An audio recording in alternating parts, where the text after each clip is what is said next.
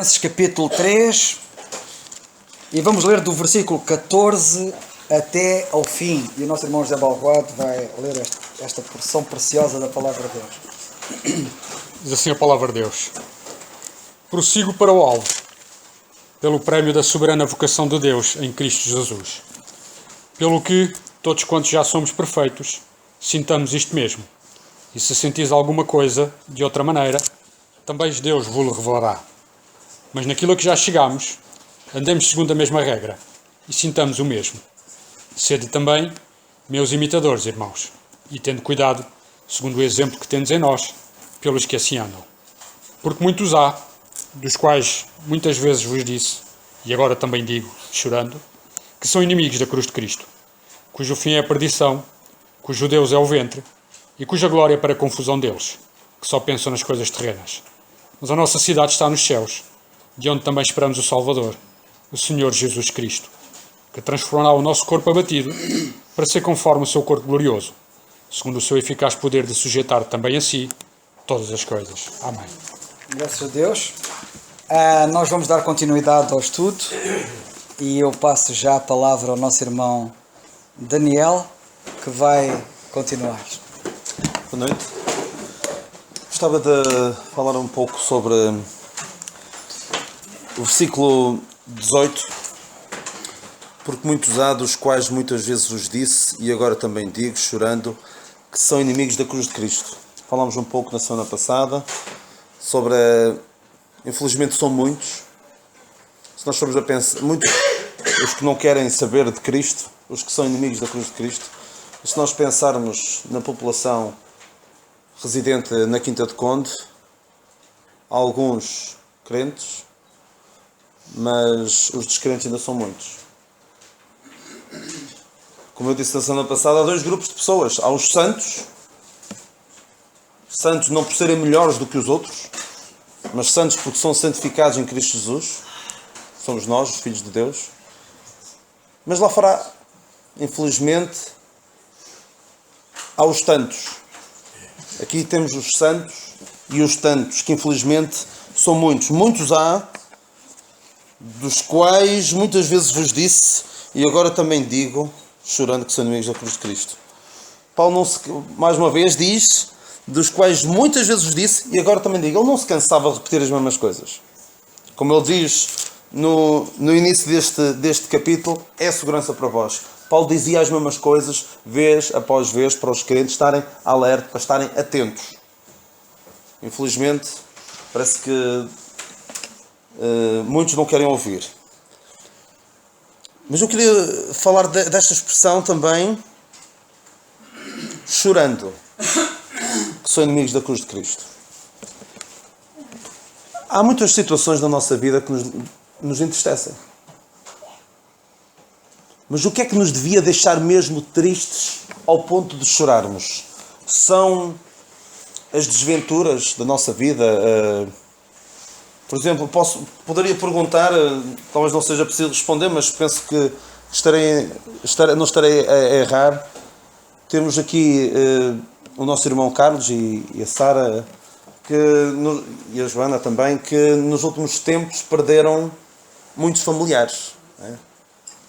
Carlos perdeu os sogros, o pai, o cunhado, quase perdia o genro. Não é? Sara também e a Joana passaram por uma situação parecida, mas tudo isto custa. Mas eu tenho quase certeza que se perguntasse ao irmão Carlos, entristece-o certamente. Mas Paulo entristecia-se, era por os crentes não estarem unidos. Eu tenho a certeza, se não estiver a dizer mal, corrija-me. Mas tenho a certeza que, apesar de toda a tristeza que todos os dissabores que estas situações causaram,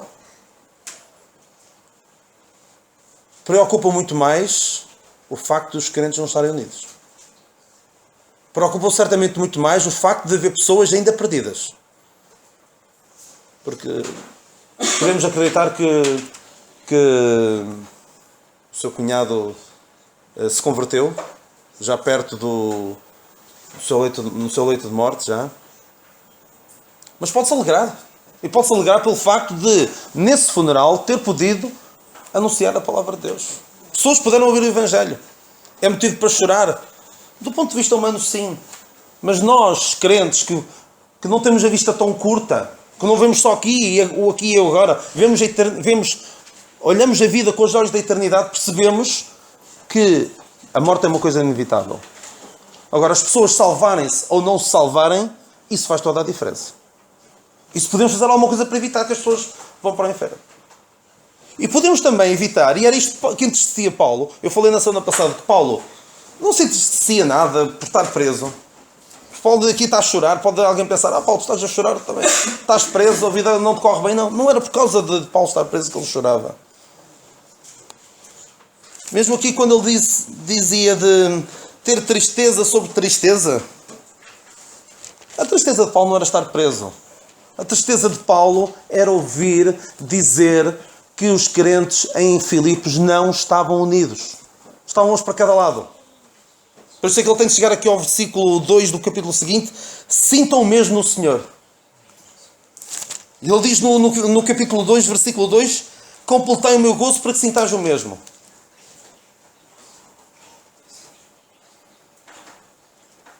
E fala aqui também, no versículo 16 deste capítulo, sintamos o mesmo.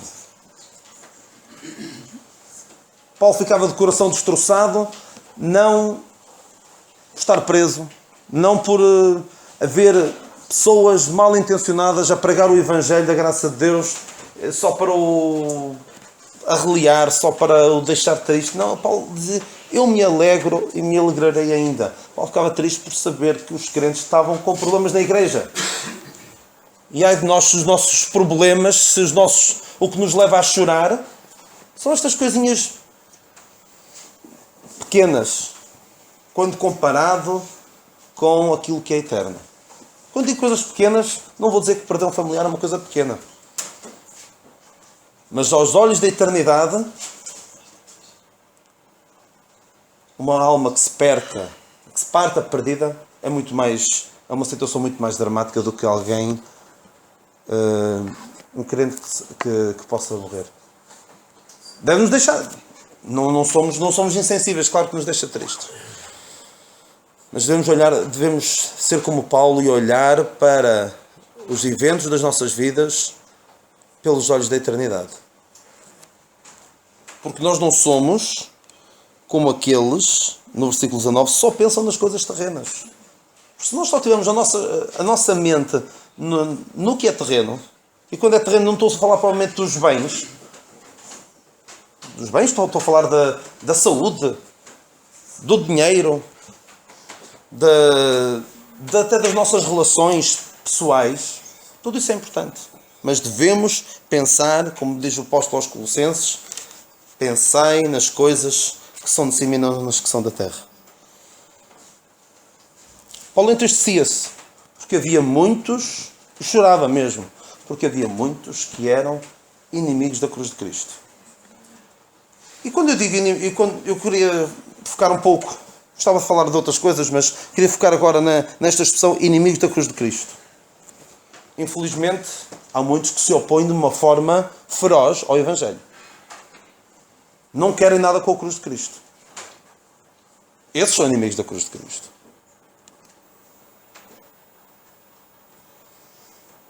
Mas alguém que ouça o Evangelho da graça de Deus e não se decida por Cristo é inimigo da cruz de Cristo. Pode até, ele até vem, ele até ouve, mas não se decide. É inimigo da cruz de Cristo. Porque está a olhar para o que Cristo fez na cruz, olha para Cristo crucificado. É mais ou menos indiferente. Como é que pode alguém ser indiferente ao maior ato de amor, de sacrifício, jamais feito por si? Isso é ser inimigo da cruz de Cristo. Por isso, se há alguém aqui que ainda não tomou esta decisão por Cristo, olhou para a cruz de Cristo e ainda não tomou esta decisão de ver, olhar, como diz aquele cântico, foi na cruz onde um dia ouvi o meu pecado castigado em Jesus. Quem ainda não o fez, quem é indiferente, é inimigo da cruz de Cristo.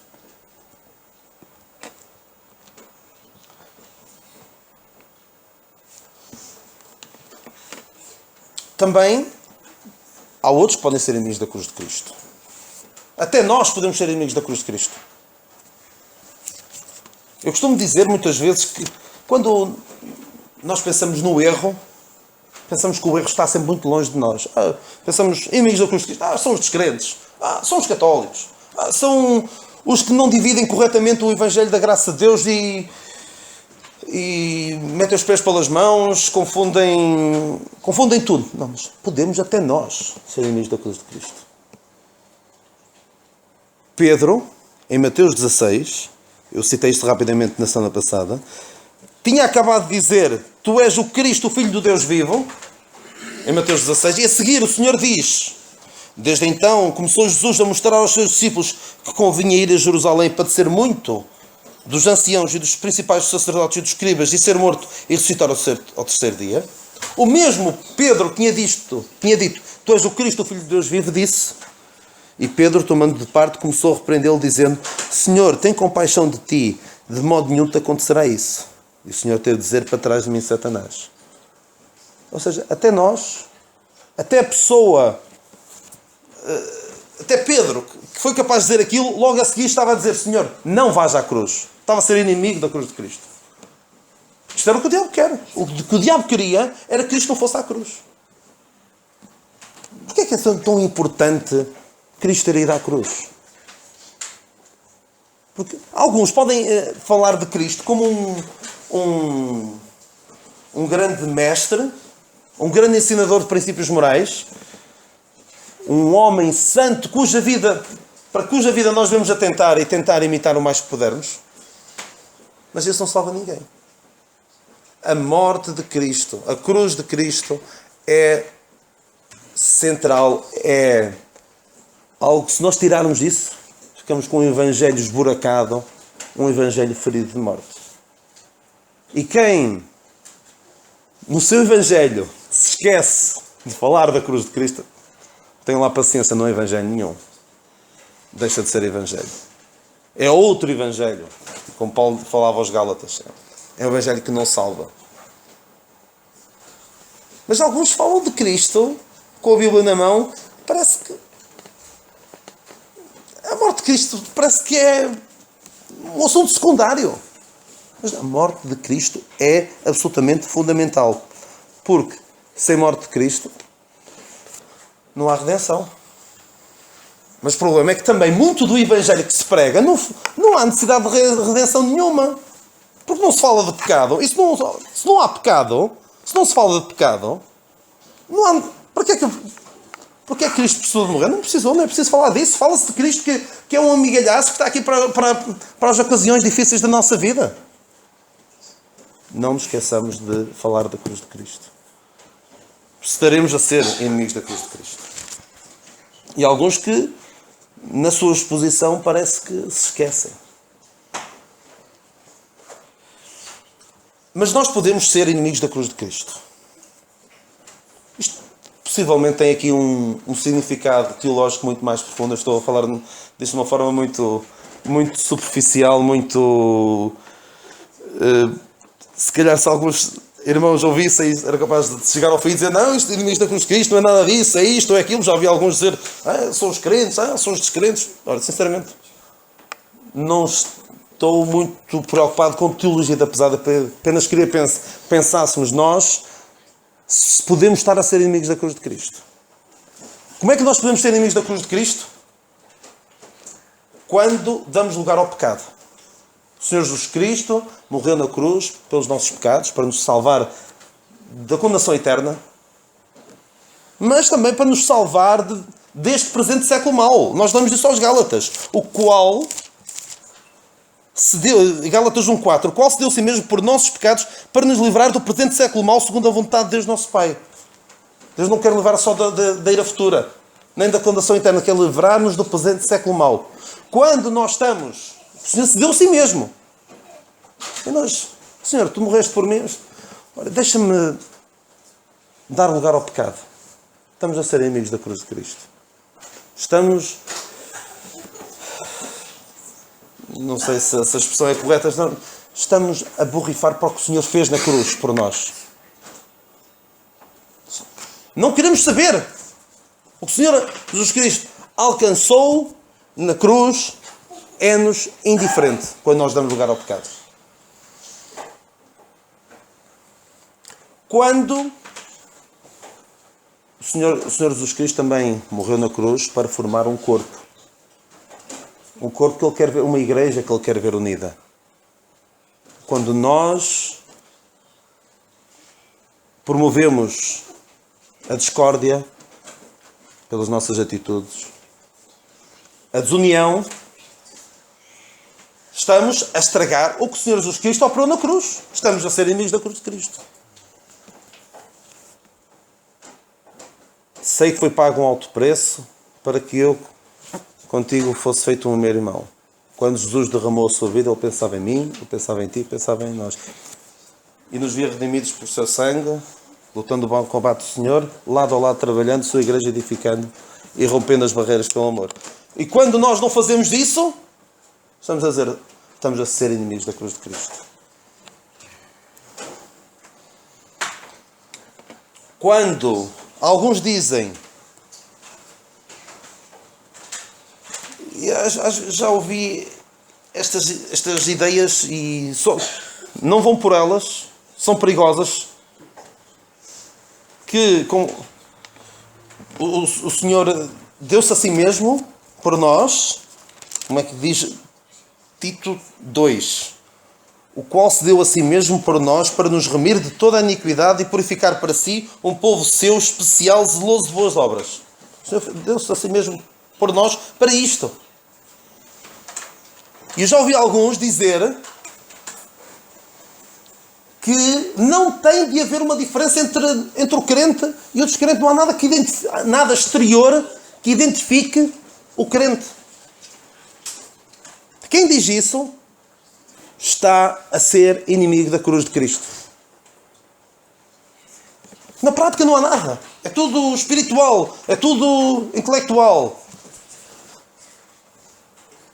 Estar a dizer que o Senhor não quer operar em nós, não quer transformar a maneira como nós agimos.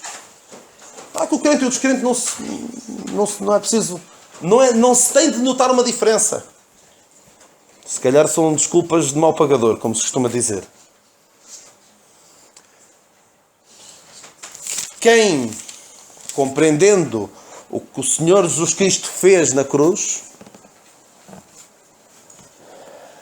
e chega ao domingo de manhã, a igreja reúne-se para celebrar a morte e a ressurreição do Senhor Jesus Cristo. Vou mais tarde à reunião. Vou às 11. Está a ser inimigo da cruz de Cristo. Está-lhe a ser mais ou menos indiferente o que o Senhor Jesus Cristo fez por ele na cruz. Portanto, nunca pensemos inimigos da cruz de Cristo. São os outros. Não, posso ser eu. Porventura sou eu, Senhor, como disseram os discípulos. Quero deixar-vos estes pensamentos sobre os inimigos da cruz de Cristo. Gostaria de falar do versículo 19, mas ficará para outra oportunidade. E passo agora o lugar. Fiquem com este pensamento. Qualquer um de nós pode ser inimigo da cruz de Cristo. Boa noite, irmãos. O Daniel podia continuar, mas eu vou passar à frente, vou pular para o versículo 19 um bocadinho, mas seguindo o alinhamento e o pensamento do irmão Daniel. No versículo 19 o Senhor fala-nos assim: cujo fim e a perdição, cujo Deus é o ventre e cuja glória é para a confusão deles, que só pensam nas coisas terrenas. Ou seja, de facto, estas são as características dos inimigos da cruz de Cristo. E como o nosso irmão Daniel dizia, e muito bem, eu também vejo um bocado assim, nós podemos ser inimigos da cruz de Cristo. Às vezes pensamos que, de facto, que só os descrentes é que podem fazer coisas que são uma abominação para o Senhor. Mas muitas das vezes nós o fazemos da mesma maneira. Eu queria abrir convosco na primeira carta de Reis, e ler aqui no capítulo 11 e no versículo 4, um grande homem foi o rei Salomão. Ele de facto foi um homem sábio e é impressionante nós vermos que ao longo da vida daquele homem grandes coisas ele fez.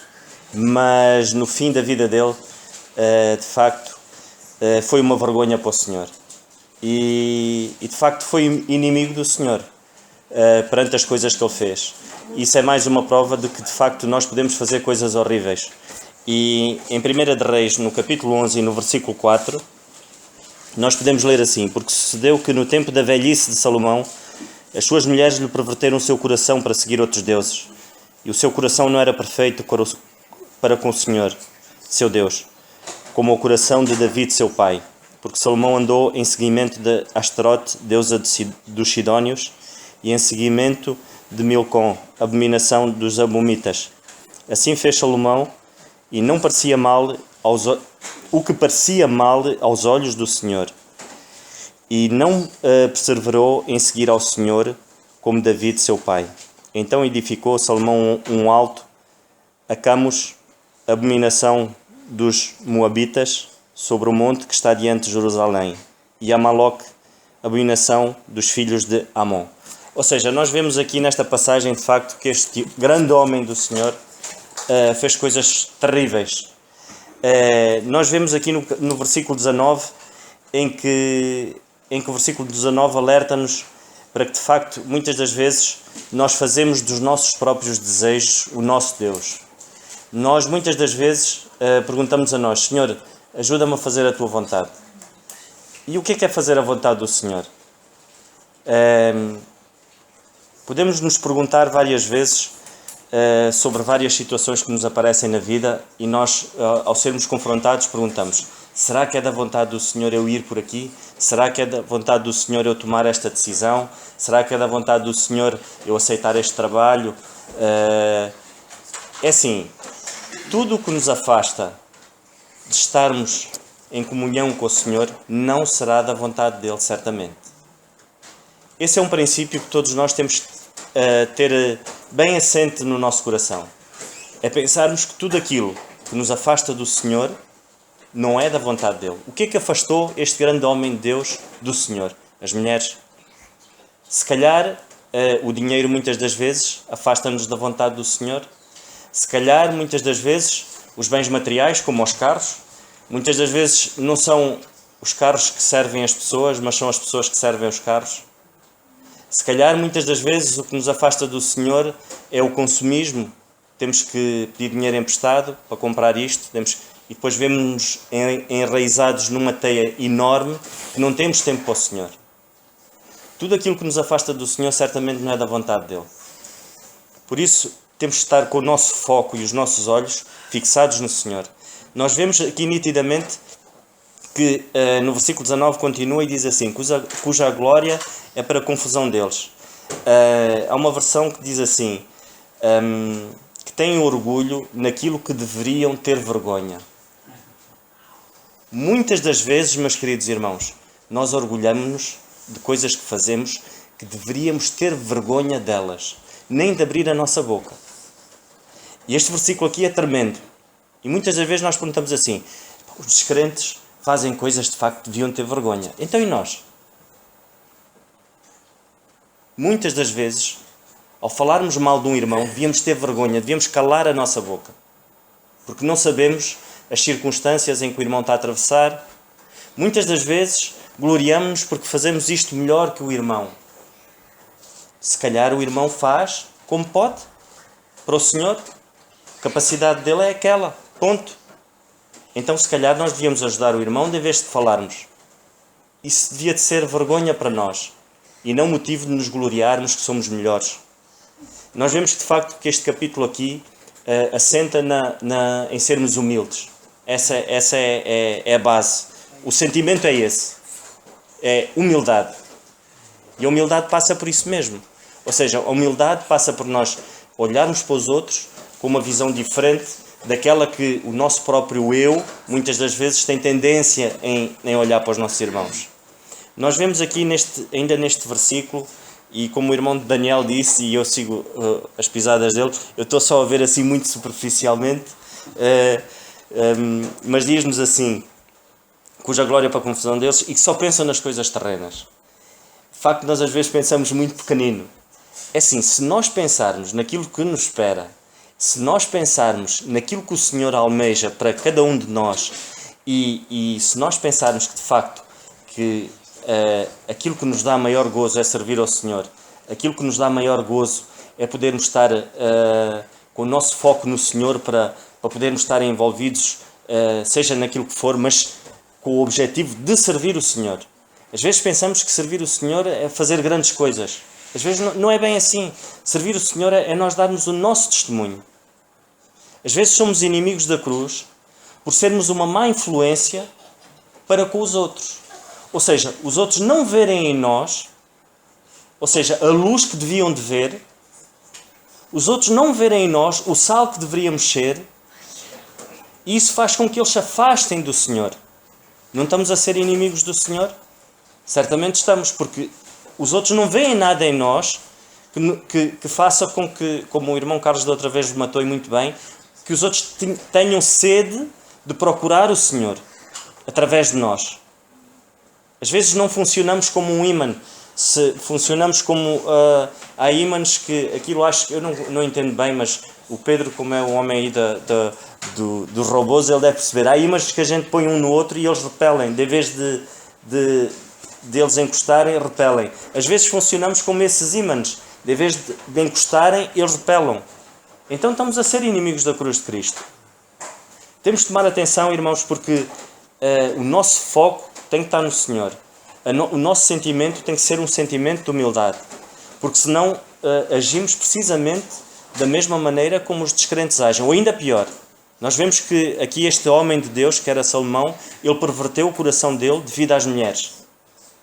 Ele fez altares a outros deuses. Quando foi Deus que lhe deu sabedoria. Deus deu-nos a salvação. Quantas vezes nós trocamos essa graça tremenda por coisas que mancham o nosso testemunho para o resto da vida? Quantas vezes nós trocamos essa graça tremenda por situações menos boas? Porquê? Porque o nosso foco não está no Senhor. Quando nós olhamos para a tempestade, vamos fazer como Pedro fez. Ele, quando olhou para os problemas, afundou. E é assim, irmãos. Quando nós olhamos para os problemas e não olhamos para o Senhor, nós vamos nos deixar levar pela tempestade. Vamos afundar. Que, de facto, o nosso foco seja o Senhor. E não nos distraiamos nem olhemos para o lado, porque senão podemos cair no erro de sermos, de facto, inimigos da cruz de Cristo. Que o nosso objetivo, ao lermos a palavra do Senhor, não seja meramente algo mecânico. Quando pegamos na palavra do Senhor todos os dias, possamos pegar nela e nem que possamos só ler um versículo, mas que esse versículo possa nos falar profundamente dos nossos corações. Antes de lermos, que a gente possa orar ao Senhor e pedir sabedoria e entendimento para perceber aquilo que o Senhor quer nos dizer. Porque podemos ler a palavra de Deus, que é viva, como um livro morto aos nossos olhos. Temos que ler a palavra de Deus porque ela é viva e ela pode modificar. A palavra de Deus é como o Senhor nos diz, é uma espada que tem muito poder e que pode chegar onde mais nenhum livro chega. Precisamos ter essa sabedoria, irmãos. Para já era o que eu tinha para poder estes pensamentos.